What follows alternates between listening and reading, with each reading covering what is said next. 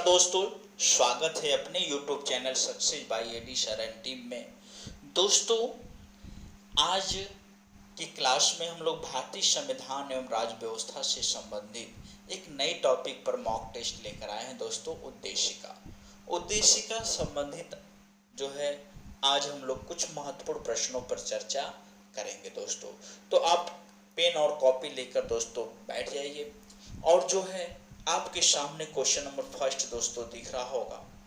Question number first दोस्तों आपके screen पर दिख गया। भारतीय संविधान की प्रस्तावना में जिन आदर्शों एवं उद्देश्यों की रूपरेखा दी गई है उसकी व्याख्या की गई है। तो दोस्तों ऑप्शन फर्स्ट है, आप कमेंट बॉक्स में आंसर देने का प्रयास करिएगा। दोस्तों ऑप्शन फर्स्ट है, मूल अधिकारों संबंधित अध्याय में, राज्य के नीति निर्देशक सिद्धांतों के अध्याय में, मूल अधिकारों, राज्य के नीति निर्देशक सिद्धांतों एवं मौलिक कर्तव्यों के अध्याय में, संविधान के किसी भी अध्याय में नहीं। तो दोस्तों आपका अगर एग्जैक्ट आंसर देखा जाए दोस्तों तो सी होगा, मूल अधिकारों एवं राज्य निर्देशक सिद्धांतों एवं मौलिक कर्तव्यों के अध्याय में। दोस्तों इस पे अगर चर्चा करते, बेसिक थोड़ा सा चर्चा करें तो देखते हैं कि भारतीय संविधान की जो प्रस्तावना है वो संविधान के उद्देश्यों को ही प्रतिबिंबित करती है। सीधा सीधा अगर देखा जाए तो भारतीय संविधान की जो प्रस्तावना है वो जो है संविधान के उद्देश्यों को ही प्रतिबिंबित करती है। और इसमें दोस्तों अगर इसका प्रस्तावना का उद्देश्य ही है आर्थिक, सामाजिक, राजनीतिक न्याय, विचार, अभिव्यक्ति, विश्वास, धर्म, उपासना की स्वतंत्रता, प्रतिष्ठा और अवसर की समानता, इन्हीं सब आदर्शों को प्राप्त करना, यही हमारे संविधान की प्रस्तावना का उद्देश्य है। लेकिन दोस्तों प्रस्तावना में जिन आदर्शों और उद्देश्यों की रूपरेखा दी गई है, अगर उसकी जो है बात करें स्पेशली तो विशेष रूप से मूल अधिकारों और राज्य के नीति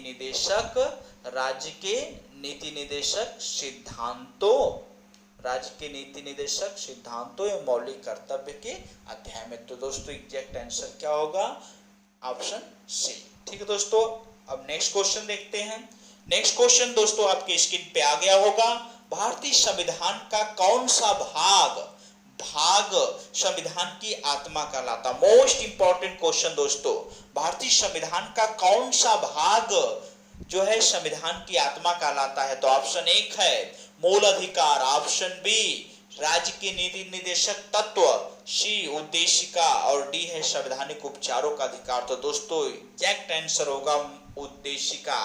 भारतीय संविधान की प्रस्तावना को भारतीय संविधान की आत्मा कहा जाता है। अंबेडकर के अनुसार दोस्तों संवैधानिक उपचारों का अधिकार कहलाता। ध्यान रखिएगा दोस्तों एग्जैक्ट आंसर। नेक्स्ट क्वेश्चन दोस्तों, भारतीय गणतंत्र की 26 जनवरी 1950 को संवैधानिक वस्तु स्थिति क्या थी जब संविधान लागू किया गया था? तो ऑप्शन फर्स्ट है दोस्तों लोकतंत्रात्मक गणतंत्र, संपूर्ण प्रभुत्व संपन्न धर्मनिरपेक्ष लोकतंत्रात्मक गणराज्य, और ऑप्शन सी है दोस्तों संपूर्ण प्रभुत्व संपन्न लोकतंत्रात्मक गणराज्य, संपूर्ण प्रभुत्व संपन्न समाजवादी धर्मनिरपेक्ष लोकतंत्रात्मक गणराज्य। तो दोस्तों आपका आंसर होगा जो है सी।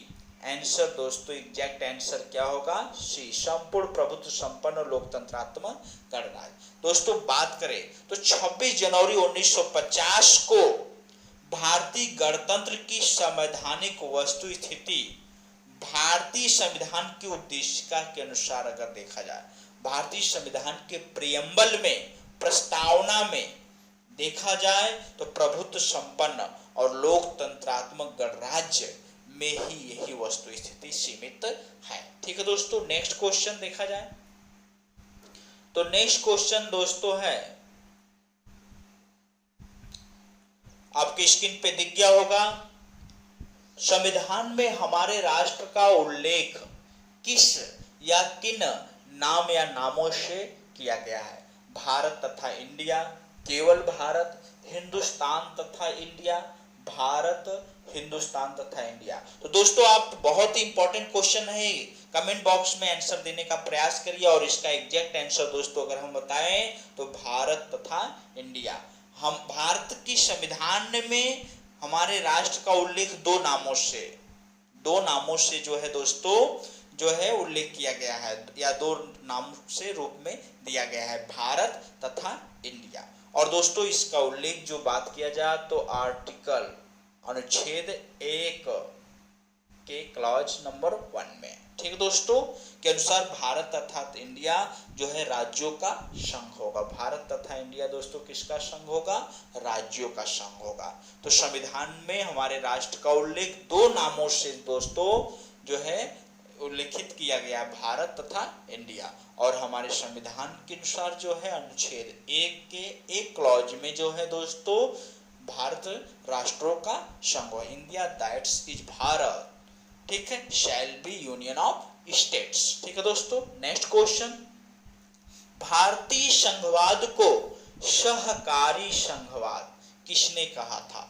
मोस्ट इंपॉर्टेंट क्वेश्चन, भारतीय संघवाद को सहकारी संघवाद किसने कहा था? तो दोस्तों इसका आंसर अगर देखा जाए तो जी ऑस्टिन महोदय, जी ऑस्टिन महोदय ने जो है एक अमेरिकी इतिहासकार थे, कहाँ के थे? यूएसए, अमेरिकी इतिहासकार थे। इन्होंने दोस्तों भारतीय संघवाद को सहकारी संघवाद की संज्ञा दी थी दोस्तों, ठीक है दोस्तों। और जो है इसी में केसी हियर की बात करें, कुछ विद्वान कहते हैं केसी हियर ने जो है भारतीय संविधान को अर्ध परिसंघीय संविधान की बात की थी, ठीक दोस्तों। और भारतीय संविधान में उद्देशिका का विचार जो है दोस्तों, उद्देशिका का विचार यूएसए से लिया गया। कहाँ से लिया गया? यूएसए, संयुक्त राज्य अमेरिका से। लेकिन संविधान की प्रस्तावना की जो भाषा है दोस्तों वो ऑस्ट्रेलिया से लिया गया। कहाँ से लिया गया? ऑस्ट्रेलिया से, ठीक है दोस्तों, ऑस्ट्रेलिया से।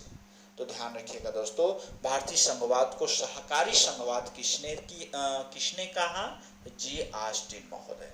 नेक्स्ट क्वेश्चन दोस्तों, हम भारत के लोग शब्दों का प्रयोग संविधान में कहाँ किया गया है? Most important question, we the people of India, हम भारत के लोग शब्दों का प्रयोग संविधान में कहाँ किया गया है? राज्य के निर्देशक तत्व में, मौलिक अधिकार में, नागरिकता में और संविधान की प्रस्तावना में। तो दोस्तों एग्जैक्ट आंसर सबको पता होगा, संविधान की प्रस्तावना में। दोस्तों भारतीय संविधान की प्रस्तावना का प्रारंभ ही होता है हम भारत के लोग, we the people of India. और दोस्तों अगर बात किया जाए कि इसका अर्थ क्या होता है, तो इसका अर्थ है कि भारतीय संविधान का मूल स्रोत जो है वो क्या है? भारत की जनता, भारत की जनता दोस्तों, भारत की जनता।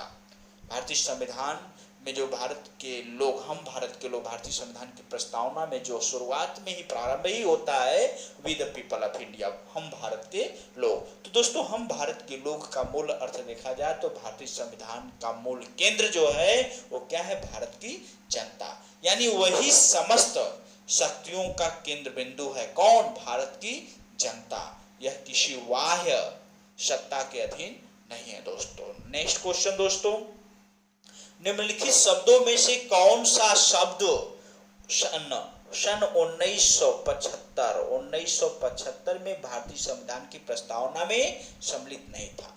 दोस्तों अगर आपकी बात करें तो ऑप्शन है बंधुत्व, संप्रभुता, समानता, अखंडता। थोड़ा सा मिलता जुलता सभी ऑप्शन दोस्तों है, इसीलिए आप बहुत कंफ्यूज होंगे। लेकिन एक टेक्निकल बात बताने जा रहा हूं कि निम्नलिखित शब्दों में से कौन सा शब्द सन 1975 में सम्मिलित भारतीय संविधान की प्रस्तावना में नहीं था? तो दोस्तों अगर आपको बात करें तो भारतीय संविधान में की प्रस्तावना में एक जो है 42वां संविधान संशोधन हुआ था 1976 में। दोस्तों 42वां संविधान संशोधन हुआ था 1976 में। तो 42वां संविधान संशोधन 1976 में दोस्तों एक शब्द जुड़ा, अखंडता। क्या दोस्तों? अखंडता। तो भारतीय संविधान के 42वां संविधान संशोधन में 3 शब्द, नए शब्द जुड़े, समाजवादी, पंथ निरपेक्ष, अखंडता। देखिए दोस्तों कहीं नहीं दिया है, अखंडता बस दिया, समाजवादी, पंथ निरपेक्ष और अखंडता। तो ये 1976 में जुड़े। तो दोस्तों आपका टेक्निकल प्रश्न बन रहा है कि 1975 में भारतीय संविधान की प्रस्तावना में नहीं है। तो आपका आंसर दोस्तों क्या होगा, अखंडता। और दोस्तों आपको बात करें तो 42वां संविधान संशोधन को लिटिल कॉन्स्टिट्यूशन के नाम से भी जाना जाता है। क्यों? क्योंकि दोस्तों इसी संविधान संशोधन में 2 नए अध्याय जुड़े, 4 क और 14 क। ठीक है दोस्तों, भारतीय संविधान में 2 नए अध्याय जुड़े, 4 क और 14 क। 9 नए, दोस्तों ध्यान रखिएगा, 9 जो है नए अनुच्छेदों को जोड़ा गया, 9 नए अनुच्छेद जुड़े, आर्टिकल जुड़े। और 52 अनुच्छेदों में दोस्तों 52 आर्टिकल्स में संशोधन किया गया, अमेंडमेंट किया गया। ध्यान रखिएगा दोस्तों, तो ये कुछ अलग सी जानकारी थी, इसको ध्यान रखिएगा। नेक्स्ट क्वेश्चन दोस्तों, सभी व्यक्ति पूर्णतः और समान रूप से मानव है। मोस्ट इंपॉर्टेंट क्वेश्चन दोस्तों, टीजीटी का एग्जाम दोस्तों जो लोग दे रहे होंगे, फिक्स रहता है यहाँ से क्वेश्चन। अगर जो है सिविक्स अगर उनका सब्जेक्ट है तो फिक्स रहता है दोस्तों। सभी व्यक्ति पूर्णतः और समान रूप से मानव है, यह सिद्धांत जाना जाता है। ऑप्शन सार्वभौमिकता, समष्टिवाद, समाजवाद, अंतःक्रियावाद। तो दोस्तों इसका एग्जैक्ट आंसर देखा जाए तो सार्वभौमिकता। ठीक है दोस्तों, पूर्णतः और समान रूप से मानव है, यह सिद्धांत जाना जाता है सार्वभौमिकता का। ठीक है दोस्तों, सभी व्यक्ति पूर्णतः और समान रूप से क्या है दोस्तों, मानव है, यह सिद्धांत सार्वभौमिकता के नाम से, यूनिवर्सलिज्म के नाम से जाना जाता है। इसके अनुसार सभी व्यक्तियों को उनके मानव अधिकार समान रूप से बिना किसी भेदभाव के उपलब्ध होने चाहिए। हमारे प्रस्तावना में, संविधान की प्रियम्बल में, उद्देशिका में उल्लेखित है दोस्तों। तो सभी व्यक्ति पूर्णतः और समान रूप से मानव है, ये किस सिद्धांत के नाम से जाना जाता है, सार्वभौमिकता। नेक्स्ट क्वेश्चन दोस्तों, भारत के संदर्भ में निम्न में से कौन पंथ निरपेक्ष शब्द का सही भाव व्यक्त करता है। दोस्तों पंथ निरपेक्ष इंपॉर्टेंट शब्दावली है दोस्तों, पंथ निरपेक्ष। तो दोस्तों ऑप्शन देखते हैं, भारत में अनेक धर्म है, भारतीयों को धार्मिक स्वतंत्रता प्राप्त है, धर्मानुपालन व्यक्ति की इच्छा पर निर्भर है, और भारत में राज्यों का कोई धर्म नहीं है। तो दोस्तों ध्यान रखिएगा, इस प्रश्न का अगर जवाब देखा जाए तो दो है आंसर जो होगा दोस्तों, भारत में राज्यों का कोई धर्म नहीं है। दोस्तों सबसे पहले अगर बात करें तो पंथ निरपेक्ष, पिछले क्वेश्चन में भी हम लोग चर्चा किए थे कि पंथ निरपेक्ष शब्द जो है 42वां संविधान संशोधन 1976 में जुड़ा था दोस्तों। और इससे तात्पर्य है, पंथ निरपेक्ष राष्ट्र से तात्पर्य क्या है दोस्तों, इसका अर्थ क्या है कि किसी धर्म विशेष को राज्य के धर्म के रूप में मान्यता नहीं मिलेगी, राज्य के धर्म के रूप में मान्यता नहीं देता है, बल्कि सभी धर्मों को तटस्थ भाव से, समान भाव से संरक्षण प्राप्त करता है। यानी दोस्तों कोई भी अगर राज्य पंथ निरपेक्ष है, क्या है दोस्तों, पंथ निरपेक्ष है अगर, तो उसमें जो है भारत जो है उसका, उस राज्य का कोई भी व्यक्तिगत धर्म नहीं होगा, उसके लिए सभी धर्म, ठीक है दोस्तों, सभी धर्म को समान रूप से भाव दिया जाता है। अर्थात भारत में अगर धर्म निरपेक्ष की बात करें तो भारत में राज्यों का कोई धर्म नहीं है। ठीक है दोस्तों, पंथ निरपेक्षता का तात्पर्य ही है कि ऐसे राष्ट्र जो किसी धर्म विशेष को राज्य के धर्म के रूप में मान्यता नहीं देता है। ठीक है दोस्तों, नेक्स्ट क्वेश्चन देखते हैं दोस्तों। तो नेक्स्ट क्वेश्चन है, निम्नलिखित उद्देश्यों में से कौन सा एक भारत की संविधान की उद्देशिका में सन्निहित नहीं है। भारत की संविधान की उद्देशिका में सन्निहित नहीं है। निम्नलिखित उद्देश्यों में से कौन सा एक भारत की संविधान की उद्देशिका में सन्निहित नहीं है। विचार की स्वतंत्रता, आर्थिक स्वतंत्रता, अभिव्यक्ति की स्वतंत्रता, विश्वास की स्वतंत्रता। दोस्तों तो ऑप्शन है जो है विचार की स्वतंत्रता, आर्थिक स्वतंत्रता, अभिव्यक्ति की स्वतंत्रता, विश्वास की स्वतंत्रता। ठीक है दोस्तों, तो आपका आंसर जो होगा दोस्तों एग्जैक्ट होगा आर्थिक स्वतंत्रता। बहुत ही टेक्निकल प्रश्न है दोस्तों। दोस्तों बहुत पढ़ने के बाद भी आप लोग गलती करके आते हैं। यहाँ पे आपको क्लियर कर दूं कि बहुत ही खतरनाक क्वेश्चन है। निम्नलिखित उद्देश्यों में से कौन सा एक भारत के संविधान की उद्देशिका में सन्निहित नहीं है। दोस्तों उद्देशिका की बात करें तो भारतीय संविधान की उद्देशिका में, ध्यान से बात को समझने का प्रयास करिएगा दोस्तों।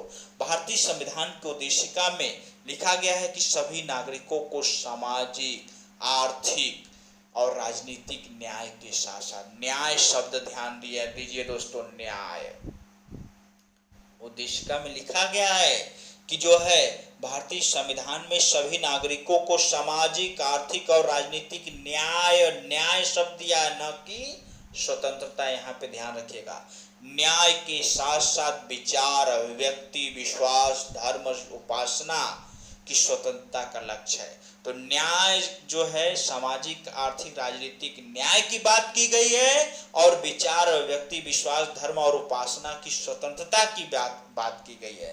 दोस्तों भारतीय संविधान की प्रस्तावना में आर्थिक स्वतंत्रता की बात नहीं की गई, बल्कि आर्थिक न्याय की बात की गई है। ठीक है दोस्तों, तो ध्यान रखिएगा, आर्थिक न्याय की बात की गई है प्रस्तावना में, उद्देशिका में, लेकिन आर्थिक स्वतंत्रता की बात नहीं कही गई है। तो सामाजिक, राजनीतिक और आर्थिक न्याय की बात की गई है, लेकिन जो है उपासना, विचार, अभिव्यक्ति, विश्वास, धर्म की स्वतंत्रता की बात की गई है। तो दोस्तों इससे प्रश्नों को बहुत टेक्निकली ध्यान रखिएगा और ध्यान से सॉल्व करने का प्रयास करिएगा। ठीक है दोस्तों।